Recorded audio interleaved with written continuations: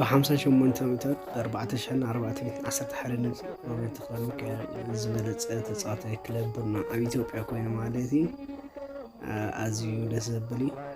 أزي عبلا لينيرو 59 بيتاويت ينيرو تيوم كالوت 14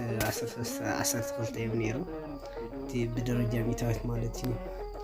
بزح دمتون زل على سي 4411 حالن كالوت أبكى بشيح منيرو مالتي أزيو لسبلي أب بيتكا ኢትዮጵያ ኦፊሻል ቻናል ናይ ቴሌግራም ቻናል ይወጽኒሩ የከምስሪ ወዘሎም የቢትካን ኮከብ ይምረጡ የኢትዮጵያ ቡና የአንደኛው ዙር የመጨረሻ ጨዋታዎች የቢትካን ኮከብ ተጫዋች ማን ነው እስከ መጋቢት 13 2014 ዓመተ ምህረት ድምጹን ይስጡ ይላል ተምተዋዳደርቲ 4 ቀዳማይ ሮቤል ማሞ 15 ሜትር ከላይ ዊሊያም ሰሎሞን 12 ሜትር ሳልሳይ አማኑኤል ዮሐንስ 14 ሜትር رابعي ب59 ሜትር ሮቤል ተክለ ማርያም ማለት ቀዳማይ ዘሎ አጋጣሚቲ ምርጫ ተወዲ በአብላል ድምጽ ነው ሮቤል ማለት ድምጽ ዘሃቡኻ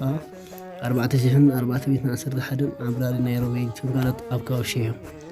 አቦታ ሪቶ ኸትካ ምስትር ተኸው ሁሉ ናይ ኤርትራ ድምጽ ዘሎ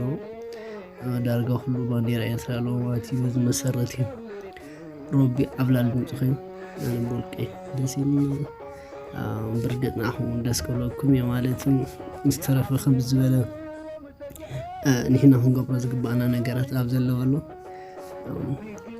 ግንፊልና አሲልና አብላል ድምጽ በመፍጠር ማለት عودات سبات كنفترة بحاجة يمنا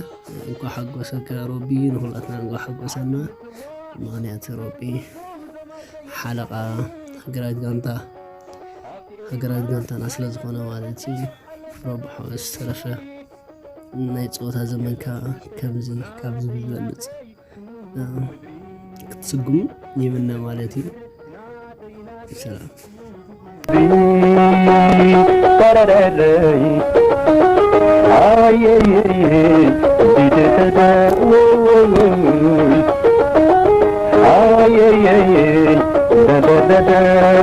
ay